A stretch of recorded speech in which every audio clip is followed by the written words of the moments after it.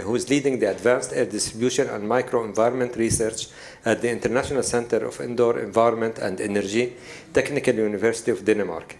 His teaching and research areas cover advanced air distribution in rooms and vehicle compartments, airborne cross-infection, impact of indoor environment on people's health, comfort and performance, personally controlled environment, heat and mass transfer, indoor climate measurements, and instruments. The results of his research are included in engineering handbooks and guidelines, as well as international, European, and national standards. He has been the principal investigator of 60 research projects sponsored by government and private organizations in numerous countries. He has coordinated several international research projects sponsored by the European Community.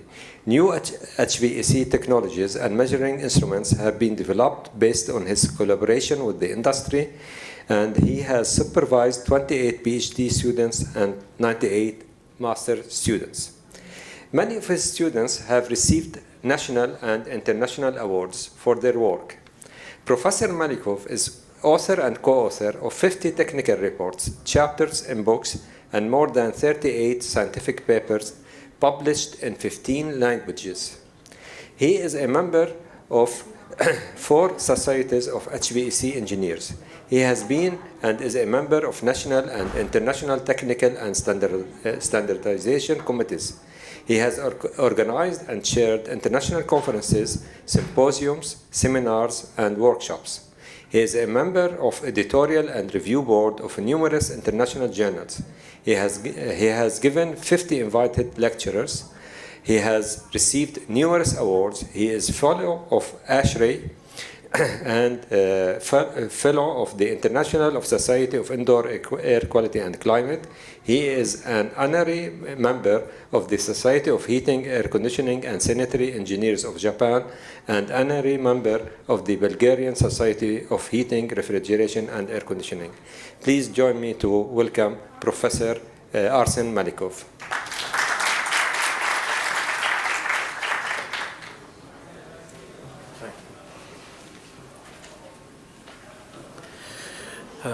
Good afternoon. Thank you very much to Professor Gadar that invited me today here to share my vision on the field, how we are going in the future to develop in at least one of the ways in this field. And thank you very much for coming and attending this lecture. And I will discuss about design of indoor environment in a way that to get more benefit of it. And first, just to remind, I'm sure that many of you know the importance, understand the importance of indoor environment, but it has been understood for many thousands of years ago. Here in this area, in fact in Egypt, they understood the importance for ventilation, for removing of particles when the stones were carved, and many also examples can be given. And recently, this research for not that recent, but still 20 years ago approximately, performed in the United States, where study was performed in California, and it shows that to supply more air into the space, instead of 12 to 24 liters per second, will reduce the Arsen's sick leave, so it will improve performance of people, but also their health. And these are results which I and my colleagues, we have performed at Technical University of Denmark. So this is related to impact of temperature and relative humidity on our health. These are, we performed studies on tear film, mucus layer stability, which all of us, eyes are covered with this layer in order to protect us from the surrounding, and how this air we studied to depend on surrounding temperature and relative humidity. And on this slide, we can see examples we have taken and analyzed photos of good quality, and this is of bad quality. And results from experiments performed at 23 degree and 40% relative humidity show much more good quality samples rather than 26 degree Celsius and 70% relative humidity, or 28 degree and 70% relative humidity. So we studied many subjects, but these are results of 50 subjects. Of course, we know all that indoor environment, and especially air movement and temperatures, are very important for air quality, for thermal comfort of people. And we know that this was also not new discovery. It is known for thousands of years.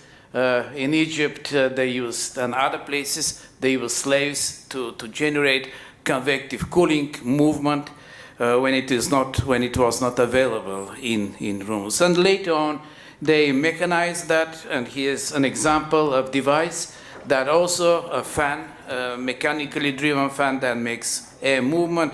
And today we use the systems. But together with thermal comfort, it was realized that cleanness of the air we inhaled is very important. And so systems we have tried to develop systems that provide clean air for breathing. So we supply, what we do today in most of the cases, we supply outdoor air, clean air into the spaces, and we try to dilute the polluted room air. And polluted because of people, we are one of the pollution sources. We release bioinfluence, and another building materials also pollute. Electronic devices also pollute. Here is an example. One of my colleagues studied, now it is in RIVA. RIVA is the European Federation for HVAC Societies. It is, these are results from that book. And the book shows that when we increase the ventilation rate, liters per second per person, we increase the relative performance by 4%.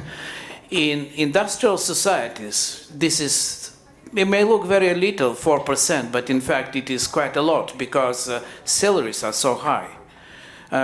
So it matters how we ventilate, and it matters what is the inhaled air quality also. And what we try to do, we develop systems to provide clean air for breathing, because this is the primary, in fact, purpose of ventilation, to provide clean air for breathing. And we do it in different ways. Here are shown two ways. One is in this way, when only part of the air goes to the person, then it's polluted, go to the next one, and next one it is exhausted. But bigger part of the clean air we supply is directly exhausted from the room. So this is not a good way to do it. So we have to do it so that the clean air goes to each of the room occupants. We should not discriminate between occupants in rooms. So it means that, in fact, the air distribution, clean air distribution, is very important. It's not only important to supply a large amount of air, but it is more important to properly direct this air to go where it is needed. And so ventilation rate, in fact, has secondary importance. And this is, again, not new. A picture I have shown in my slide from a book which was published more than 100 years ago, in fact, not last, but a century before that. And in this book, it is shown how is improper to distribute the air into the space when we ventilate. They have shown that if we supply the air in this way, at that time there were candles, there was no electricity that polluted, they generated particles. So if we supply the air this way, then this air entrains the exhaled air from the teacher and also from pollution from the candles, and it moves it back to the area of the room where pupils are. And there are many other examples how we should not do the ventilation and how important is the air distribution.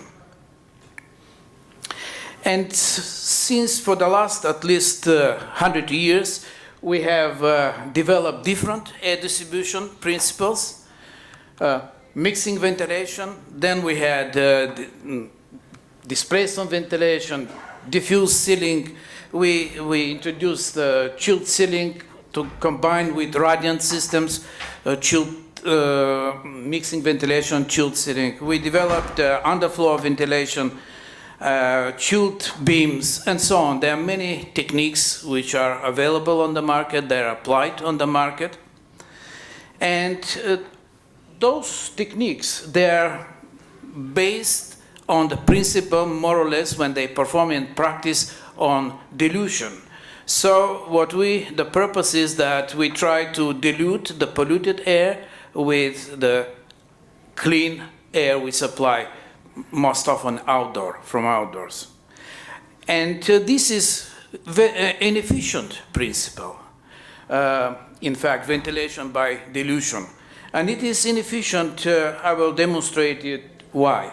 So let us take one room, like this one here. In the room we have a chilled ceiling we have combined with mixing ventilation.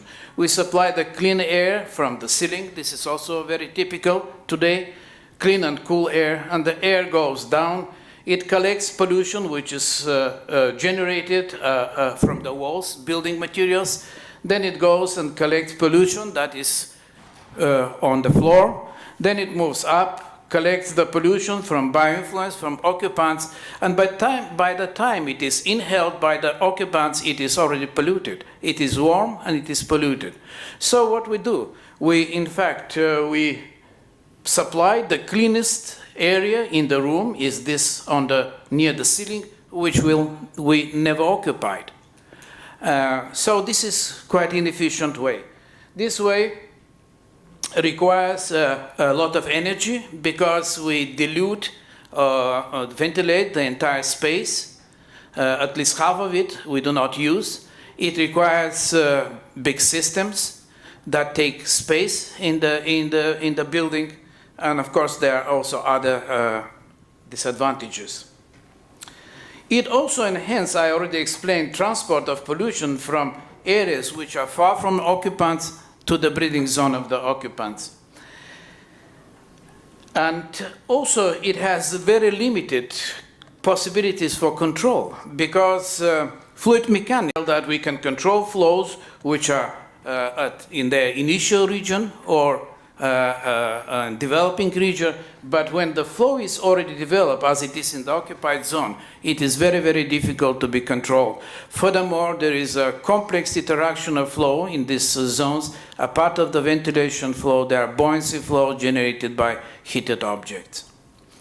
So what else we can say about the thermal comfort? We know today that not only temperature, but velocity of the flow, turbulence intensity, frequency of the velocity fluctuations, flow directions. There are many parameters that affect the thermal comfort of people. Unfortunately, in the way as we do today, our air distribution in spaces, we're not able to control those parameters, and we are not able to benefit of these parameters, because it is very difficult to control, for example, airflow direction, or to generate frequency fluctuation spectrum, which is beneficial for people, and that people will like it, and other reasons. I already mentioned that there is a complex interaction of flows. Here, this example, it is shown systems which is designed for two persons to supply clean air to each of them. They are very happy. However, as soon as the solar radiation starts to play a role, warms the window, then the buoyancy forces close to the window generated by the flows by the occupants and by warm window, they become so strong that they become stronger than, in fact, supplied ventilation flow. And they discharge the flow to unwanted direction. As a result, what happens is that the occupant near the window feels warm, the other occupant feels draft. So nobody is satisfied. Today we use different techniques to avoid this and to control. Here is a technique we know, the shading we use and special glasses for windows. Here is one of the techniques which was developed by one of my students. He used a window, double glass window, and he had adjustable fins inside. It's called pipe embedded windows, because in these fins there is water supplied, and in this way we control the volume between the two glasses. And having done this, we avoid the uncontrollable impact of the solar radiation, and in fact in this way we can get much better air distribution control. As a result of, here shown some results of without this pipe embedded window, and this is with pipe embedded window, how we can reduce the temperature. And that system has been studied with 3 air distribution principles, and it works quite well. It is patented. But having this system applied in practice, so what we can do is that we can avoid this problem, and we can still control and get good conditions for each of the occupants. In today's standards, we discuss also very much attention is given to air quality, inhaled air quality, and standards prescribed different levels of ventilation rate depending on quality of the environment we want to design. Maybe 7, maybe 10, in some cases 4 liters per second, in other standards up to 15 liters per second. This figure shows dissatisfied with perceived air quality as a function of ventilation rate, liters per second per person. And results from Europeans, North America, and Japan, they show very much the same. The aim, of course, when we ventilate is to provide each occupant with good inhaled air quality and to satisfy occupants. If we supply 10 liters per second, we get approximately somewhere around 15% dissatisfied occupants. But if we want to go further, much down below this value, and we want to satisfy, let's say, 5% of the occupants, so we have to supply about roughly 25 liters per second. In fact, there was a review study paper some years ago in Indoor Air Journal, and this paper suggested that based on the review of the published data, that we need approximately 25 liters per second per person to supply with today's systems in order to reduce dramatically the sick building syndrome symptoms, such as dizziness, headache, difficulty to concentrate, and so on. But in order to survive and to live comfortably, we need to breathe about 0.25, maybe 0.3 liters per second. So what we supply is, let's say, 10 liters per second, but we need only 0.3 liters per second. This is quite a lot, much more than what is needed. But this is what we can do with today's method of air distribution. So what shall we do? How we can fix this? This is a problem, and it has a potential to provide us with many benefits. But another disadvantage, I think that it is a disadvantage of our profession that when we design, unfortunately, we do not know exactly who is going to occupy this space, and we also don't know how the occupants in time will change. So we design for average person. However, average person does not exist. We are so much different, each of us. We wear different clothing, our preferences are different. Also, preferences are different for the environment surrounding us. Many years ago, in fact, shoemakers realized this, and they stopped to make shoes of one size. So they introduced shoes of different size, depending on the person. And we know today that because of differences between people, in occupants in one and the same space, we have people who are dressed with from very low thermal insulation of clothing, maybe 0.4 kilo up to 1.2 kilo. And also we know that metabolic activity can be different, even when we sit. But we are very much engaged to solve urgently some problem For example, to give some, during the exam, sometimes people may sweat if they cannot solve the problem. So metabolism is very much different. There are people who love air movement, and those who hate air movement. And so there are huge differences. My experiment shows that at least 4 times in velocity which is supplied to the people may be different due to individual differences. And other research shows that the differences with regard to preferred temperature might be up to 10 degrees. So it is good. We are very much different of each other. So, design of uniform indoor environment, which we aim today, we say that all over the occupied zone we should have the same temperature, the same velocity, may not be the optimal way to design. Maybe we prefer non-uniform environment. We prefer the head to be cool, the feet to be warm, or something else. So there are some problems, but before we discuss how one of the ways to solve it, maybe we better go and discuss what are our goals. And the first goal is, when we design environment, is to design and to provide healthy, comfortable, and productive work-stimulating environment for occupants in a space. And for each occupant, it should be. But then also, we are very much interested to save energy. There were several presentations today, so we want to aim to reduce the energy consumption. But that is not enough. Then we want to increase flexibility in user spaces. Many buildings, they may be used as rooms as office space, later on to be used for some other purposes. So flexibility is very important in use of buildings. If new tenant comes, they may use it for different reasons.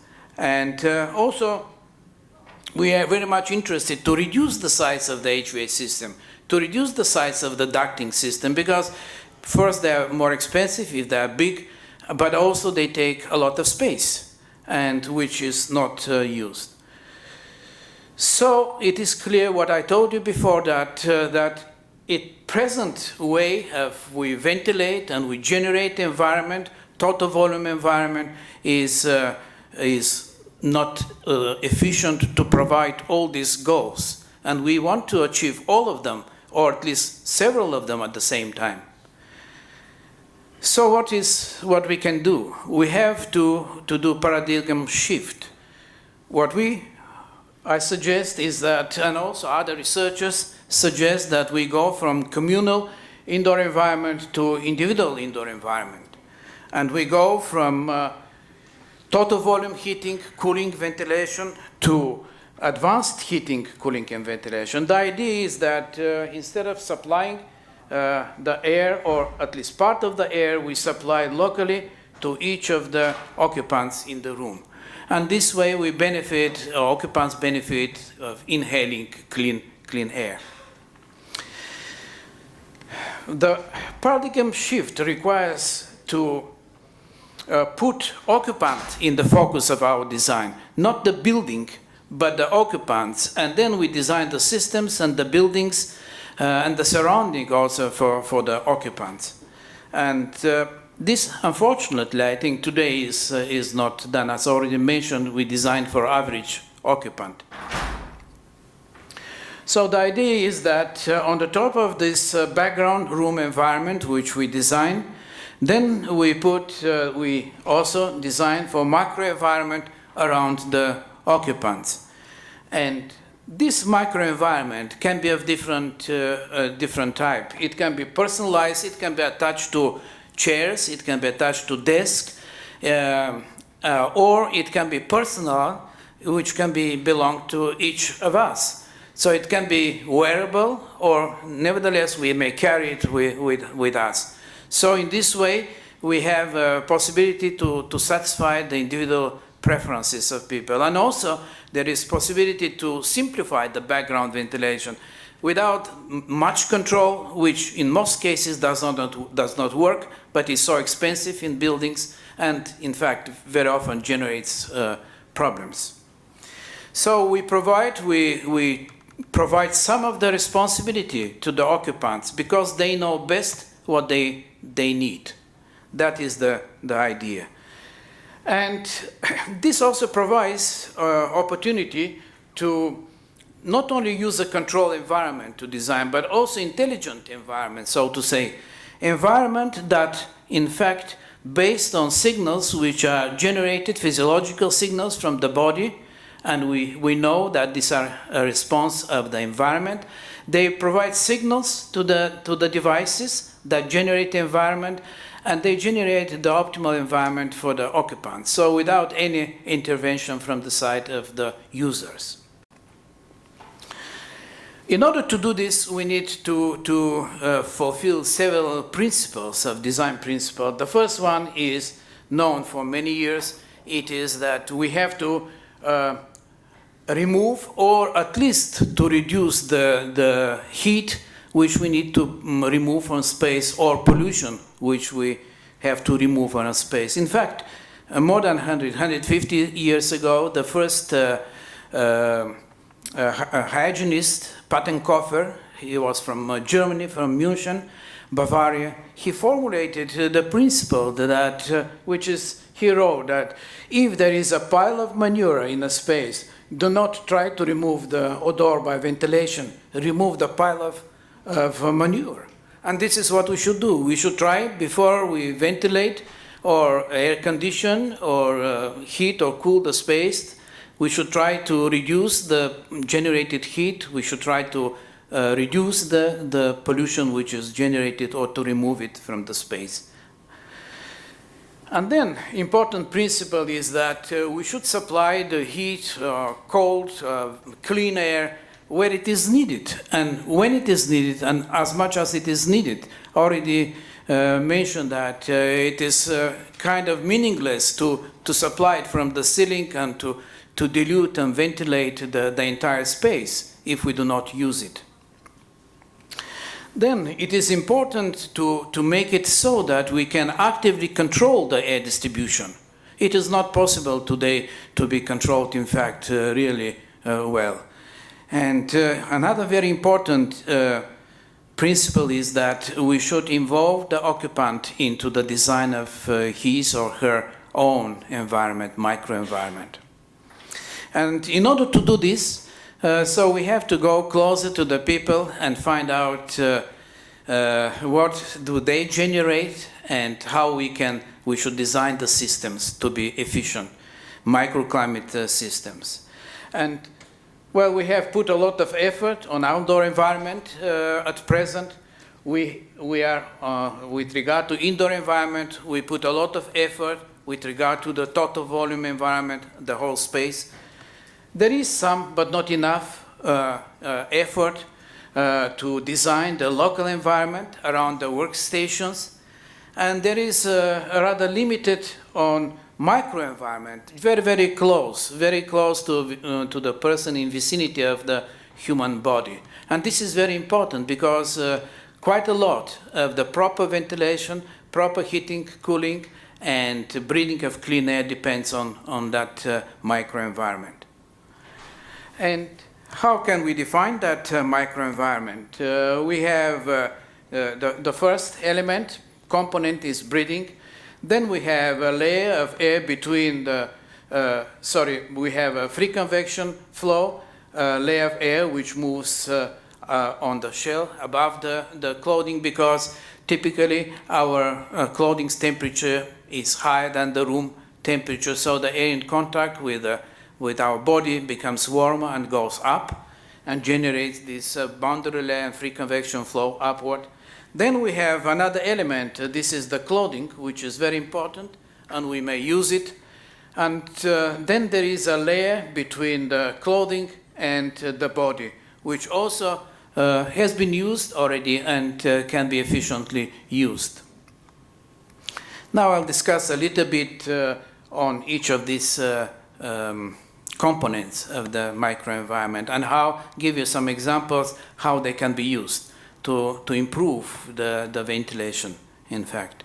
These are results from my colleague Hiroshi Homa from Japan, he visualized the thermal boundary layer around standing and seated person. These are real persons, and different colors of blue color shows the difference between the surrounding temperature and that layer, that temperature in the layer of the boundary flow around the body. Here I will visualize you some, sorry, I don't know whether this will work, but no. I can visualize you the boundary layer around the body.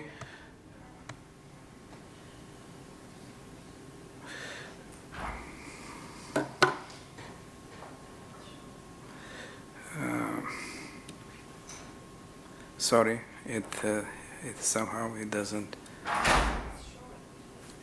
Oh, I cannot see it on my computer.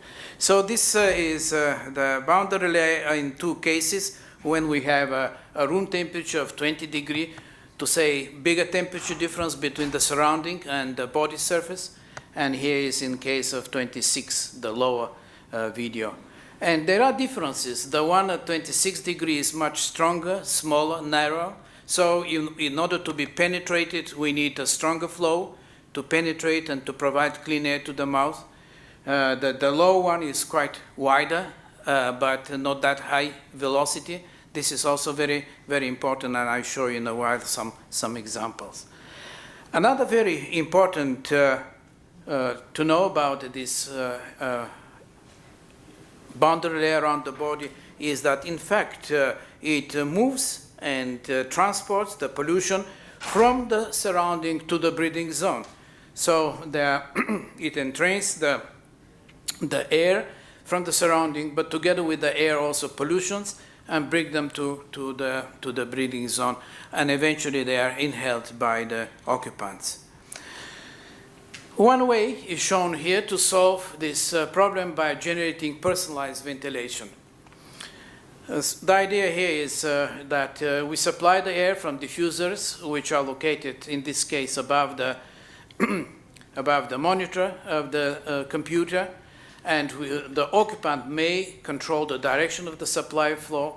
There is also control of the amount of air which is supplied. The temperature of the air is also controlled. So we have performed many experiments with people. I think more than 2,000 human subjects participated in our experiments with different designs of this personalized ventilation, different air distribution. Our result shows that preferred environment can be achieved, better perceived air quality, improved health. We have exposed them to long-term 4 hours exposures and indicated SBS symptoms. Increased productivity, energy savings can be achieved. And it is also possible to control the flow, because we can design the diffusers that can provide at the same air but wider jet or very narrow jet with high velocity, depending on our activities. If we come from some warm place to our seat, we prefer probably to have a very much stronger wind, but also after some time we can make it with more wider. It blows over the larger area of our body and cools us sufficiently. We can control this free convection flow for our benefit. This is the free convection flow around the person seated in front. In fact, the person seated at the desk, it is very strong. So we have to supply a lot of air in order to penetrate it by this personalized ventilation. However, if we, very simple way, we install some movable arm on some springs that only is attached very gently to the lower chest. So it will break the boundary layer, which will start to develop above this movable board, but it will be much weaker, and it can be penetrated by air at very low velocity, so we do not need to supply much air.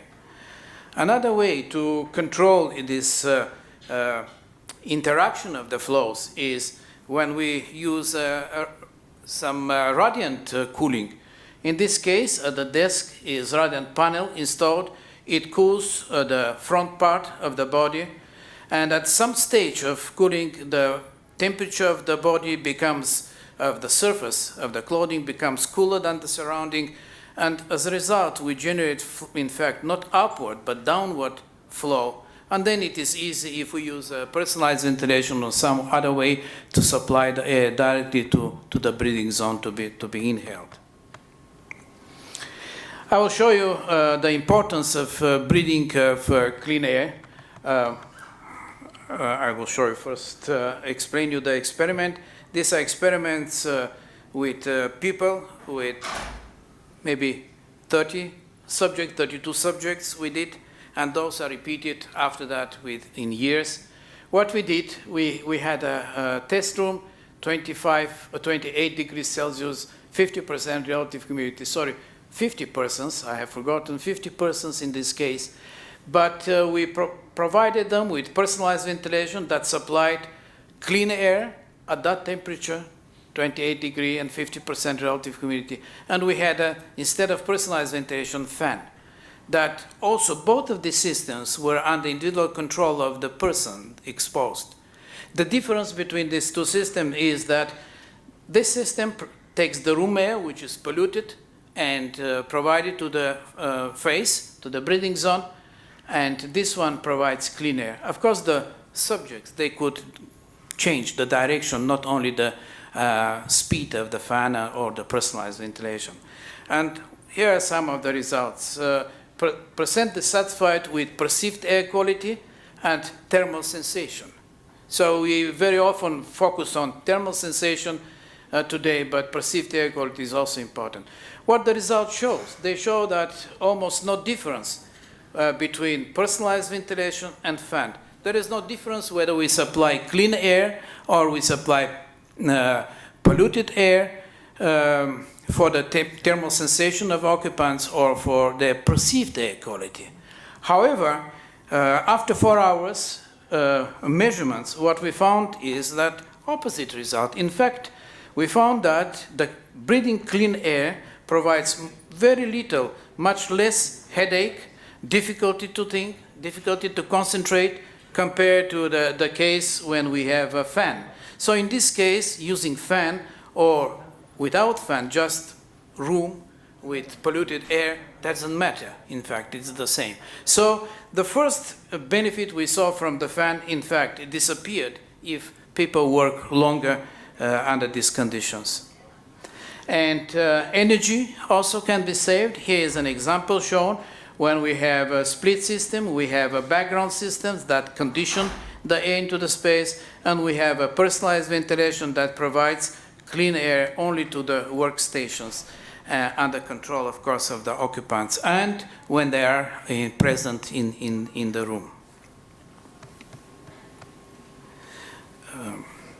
So I'll show you here is some photos of this personalized ventilation implemented in Denmark, in banks. This is one of the banks, Saxo Bank, and we can see many stations because here is a lot of heat is generated. There are a lot of complaints from occupants. None of the present total volume systems perform. They tried and then they switch on to the personalized ventilation. And here the air supply device above it. And so this is the room. There are many 250 stations, workstations. And we can combine this system with different radiant systems. Here it is shown the case of mixing ventilation with chilled ceiling when we design for uniform environment, no user control, slow response.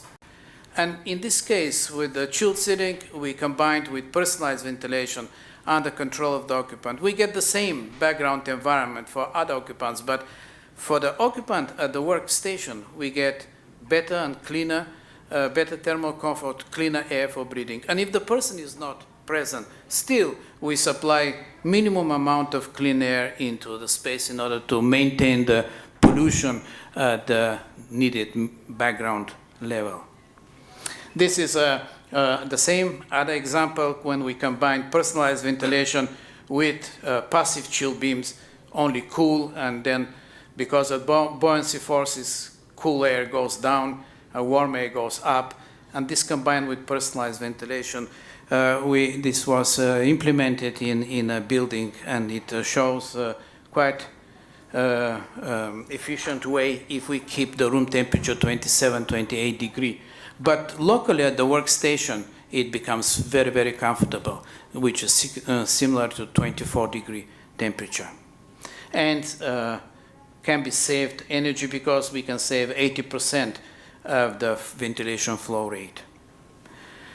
This is consultation room when we have the system as it is shown here to supply the air and as a barrier in front of the patient and the doctor, especially if the patient is infected. And that is easy to control. This jet, we can make it to spread more or less. And here are some results of Perform of Cfd when we have simulated one person which is coughing. This is dummy, and this is breathing thermal mannequin. And without this curtain, most of the particles generated go to the inhaled air. But when we have the system, it is barrier, and very few of these generated particles due to coughing go to the inhaled air. This is application in case of theaters, for example, or it can be used in other applications when we supply the clean air very gently, tangentially to the face, so it goes below the boundary layer and it is inhaled by the occupants. And we can also control it by supplying the air also against half of the air against the boundary layer, and then we breathe even cleaner air. People breathe cleaner air. This is application in hospitals. The principle is the following. We have localized ventilation. We have two boxes on the two sides of the bed. We take the room air, we filter it, we disinfect it with, and then we supply it very gently above the person. It entrains the exhaled air and moves it to another box on the opposite side, and then it is cleaned, and as a curtain, it's moved upward. But also it may entrain the exhaled air by the doctor or medical staff. We have done a lot of measurements with this, and we have shown that it is much more efficient than what we do today. So it is, if we ventilate only with 3 air changes per hour background, together with this system, it is equal at background ventilation of 12 air changes per hour. And also it is very important because it functions like plug and play principle, so we can move the bed wherever it is in the hospital. We just plug it and we get the local ventilation. These are some CFD results which shows the efficiency of the system, and some experimental results. But I will show you a prototype which we have developed, and this prototype, you'll see how it functions. So these are, in fact, the two boxes, and this simulates exhaled air from the patient. Air comes from here and moves it toward this box, and then it is cleaned and exhausted from the space. Or if it is properly cleaned, it may still be back into the space. And we studied this system with human subjects. We exposed 30 subjects to in a bed without this, at the same other conditions, without this local ventilation and with this ventilation. And they were, I have to say that most of the people like it, and they felt the benefit of it, because the system also provides clean air for breathing from air supply device from here, which goes downward, cool air, and this is what also subjects liked. And aircraft cabins, today they are designed as mixing systems, but we can do it in another way. Here it is shown how it is done. What we do is that we supply the air from the back, the backrest, from the front seat toward the patient behind, and this air entrains moves the exhaled air to these diffusers, which are installed on the the headrest, and then at the same time provides the clean air for breathing. So the exhaled air by the patient is evacuated. It might be clean also. So we have a mock-up of aircraft cabin, on this section of aircraft cabin, Boeing 767, and installed the system, and it worked. And this is another way to, this is another way to implement the systems when we have a computer and we have a very small compressor, so we can provide local clean air locally and cool air very close to the person working on this workstation. Another way is that when we supply the air from around the microphone and nozzle directly to the breathing zone, and there is a small pump, and it takes the room air, disinfect it, and supply it from this nozzle. So these are CFD simulations. The red color shows clean air.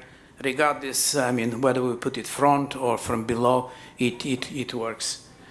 And we have designed similar the case when we can exhaust the exhaled air, in fact, before it is mixed with the room air. And clothing, I mentioned to you. Maybe I have a few minutes more? Yeah. And clothing is very, very important. We know that it is important for thermal comfort.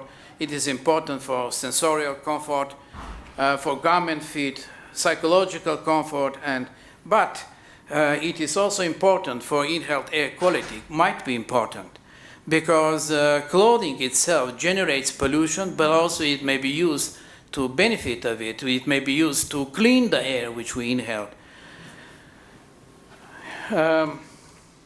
For thermal comfort, we can modify the properties of the clothing, thermal insulation, moisture, vapor resistance, and so on. So we develop a smart textiles, but also we can incorporate systems in the clothing, and this is very well known today and still studied.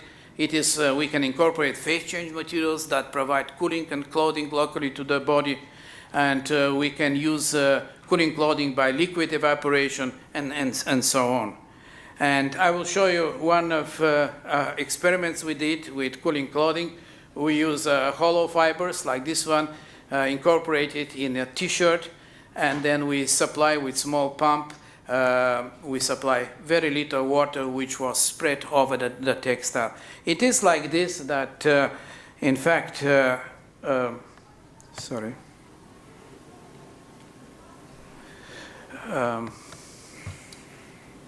I want to show you how does it look. On one side is material textile is covered with Teflon, so the water does not reach the skin, but on the front it is wetted, and when it evaporated, it cools the body. And we perform experiments with human subjects when we provided them with this cooling clothing and cooling fan 20 watts. Here we use about 0.12 watts. If we use additional very small USB fan, we can increase to 2.5 watts. And these are the results. In 30 degrees, we exposed people 50% relative humidity.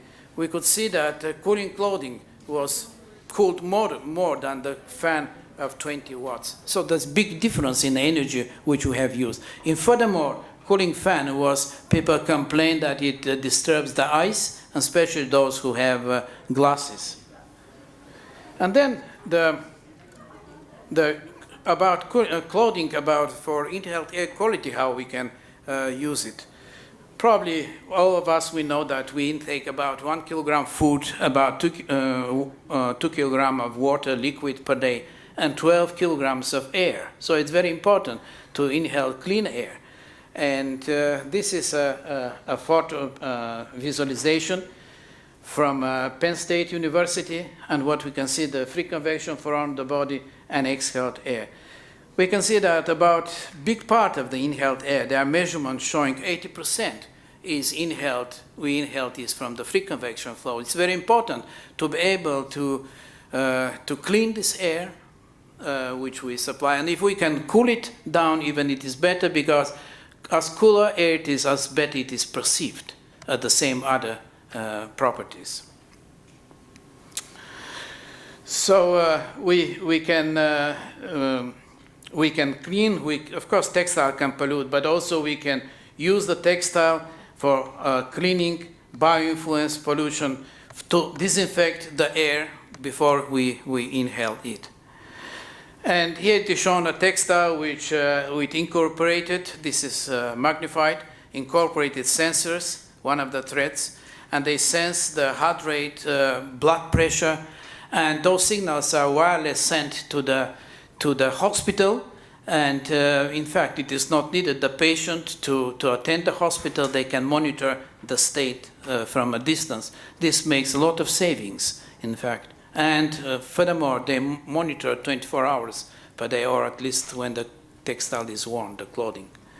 So the textile is very important, and clothing is very important, and it can be used even to save our life, not only to clean the air which we inhaled and to cool us or warm us.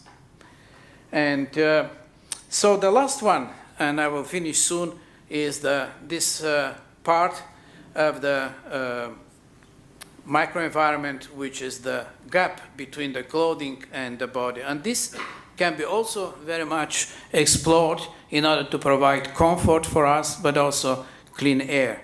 And of course, it may naturally ventilate, but also we can make a forced ventilation. Here is an example when in the shirt or in trousers, small fan is incorporated, and it generates air movement around the body, and especially at warm conditions, because of it helps evaporation of sweating. There is quite beneficial cooling of the body. Results with human subject experiments we have performed, we can see this is the fan, 20 watts. This is this small fan incorporated in the shirt.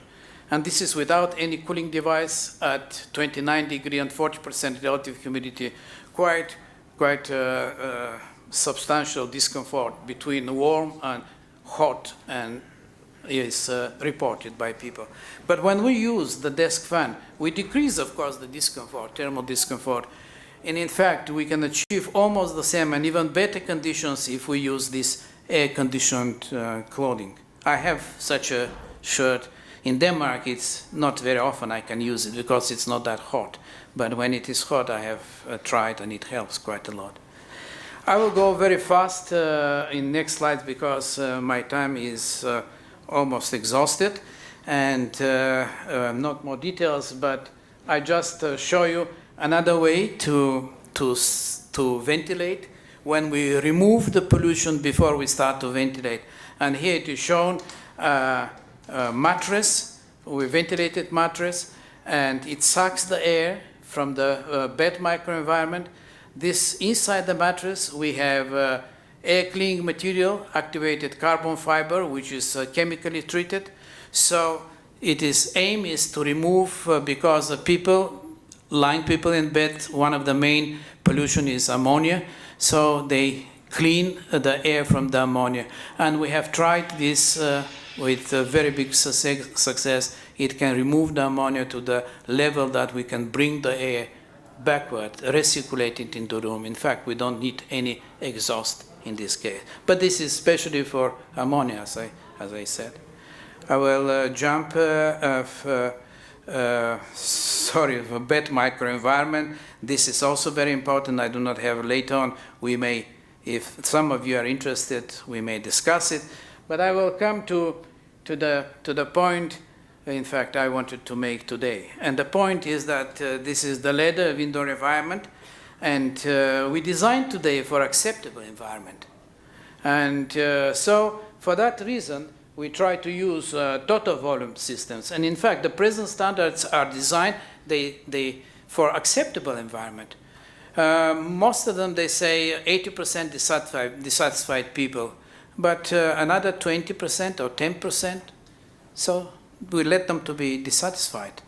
So we should move ahead, and we should design environment and should be able to design preferred environment. And in order to do this, we should go to the local environment, which we already discussed. today. And even more than this, we should aim for desired environment, not only preferred, but desired environment. And in this case, we have to develop a microenvironmental system, and those systems that are quite intelligent to sense and predict what our body wants, and to provide it. So there is, I think, quite a lot in our field to be achieved, and it needs, of course, work and cooperation with other disciplines, architects, medical doctors, chemists, and so on. Thank you very much for your attention.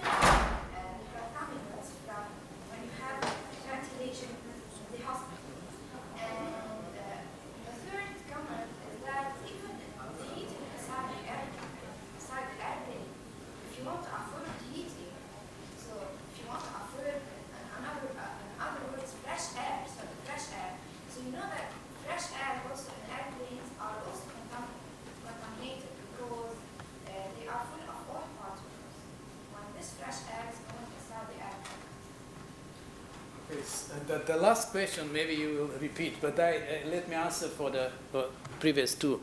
First, you asked about combination between chilled ceiling and another air distribution from the floor. This is displacement air distribution. And it is known, of course, that it has been used also. However, the point is that when you combine those two, you increase the difference, reduce the temperature of the ceiling, and we exclude the condensation. The stratification, which we aim in case of displacement ventilation to generate clean layer of air near the occupants and more polluted above, we diminish also this stratification. So there are some limits on this. And I have to tell you that I did a field study in many buildings with displacement ventilation, and it may give you problems for draft at the feet, and may not work because people block the diffusers, and it makes a lot of problem for the distribution of the air to another spaces. After 5 years, I visited again these buildings, and most of them were switched to mixing ventilation. So this is okay for the first question. And the second question was about the hospital. And so what happens is that exhaled air, because we are afraid whether this exhaled air, the patient is not infected, and exhaled air may carry some viruses. And so what we do is that we push the exhaled air toward the other side, we disinfect it, and it can come into the room again. But of course, we may plug in this localized ventilation and supply clean air to the patient. And furthermore, I didn't explain, but above, beside this, we have filter, and we have heater and cooler in a box behind the bed. That is also a plug-and-play principle. So we cool the air and supply it not only over the patient, but also there are small nozzles very gently to the face, and then they feel very nice. Was this what you asked me? And the last one, sorry, I could not hear somehow. Aircraft, yes. Okay, so it is from ground air or it is from the heated air? No, it is not. So it can be done in a different way, but the idea is to supply the clean air from front, the clean air from front, and then we can exhaust it through the diffusers and the headrest, and it may go out, or it may be disinfected and go in the cabin. But from front, the idea is to supply the clean air. Yes. My question is more about the last slide, and it's more business oriented. So your point at the end was Yeah. environment to the preferred one to the desired one. Yes. And my question is, how feasible from economic point of view or commercial point of view that is, and is it being done or is it being applied by commercial through products? So to desired, not yet, because for that reasons we need to find out first to, so to say, to calibrate the body physiological signals and to recognize them and in this way use them to control the devices that generate the environment. But for the lower level preferred environment, I showed already some photos of banks where it is commercialized. There are in Denmark some buildings, I think there are 2 banks or another 2-3 buildings where this has been implemented, this system. And I know that in the United States has been implemented in Syracuse, in a building King and King. So was it done by just to follow up on the environment being environment friendly, or just, was it done also from economic point of view? Was it feasible? The return on investment that after installing all this in the bank, was the return on investment Yeah, shortly, was it economically feasible? I understood. Banks are not interested about it's economically feasible or not, because they said if one of our workers makes a mistake of buying and selling stocks, that will cost 15 million, and whether I will pay 1 million more for our system doesn't matter. So that is, banks are special, but the others I do not have. In fact, we have only our laboratory measurements, but I do not have feedback from the field. Sorry. Thank you. More questions? Oh, thank you. Can I ask a question regarding the personalized ventilators? Are they user-controlled devices or they are automatic controlled devices? Those what I showed implemented, these are user-controlled, and we studied and we found that users, in fact, are very quick learn the system. Once they adjust the conditions they want, next day when they come, they just put the same conditions, and it works, and they accept this. But we have done also experiments when it is more intelligent, when it is sensor, and then the air supply device moves. If the person moves in this way to do something, it moves and redirects the flow. Yes, it tracks. Yes. Very interesting. All right, thank you. Thank you. Thank you.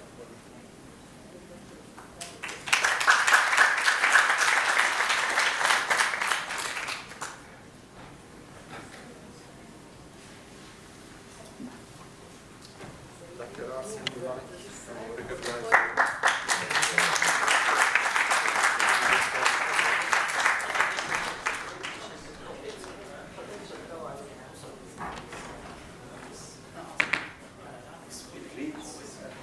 For imparting his valuable insights and knowledge on students, faculty, researchers, and industry professionals as keynote speaker at the 3rd International ASHRAE Conference on Efficient Building Design.